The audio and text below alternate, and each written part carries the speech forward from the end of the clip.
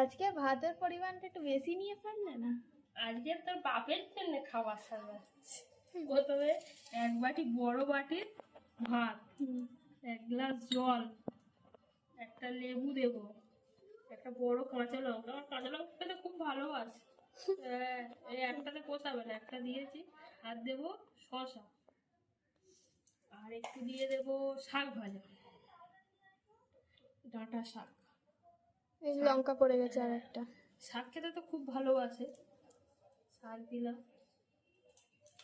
আর এই শাকের যে ডাঁটাগুলো ছিল না, এই ডাঁটা, আলু, বেগুন, কুমড়ো দিয়ে চচ্চড়ি করেছি। আর ছোলার ডাল দিয়েছি।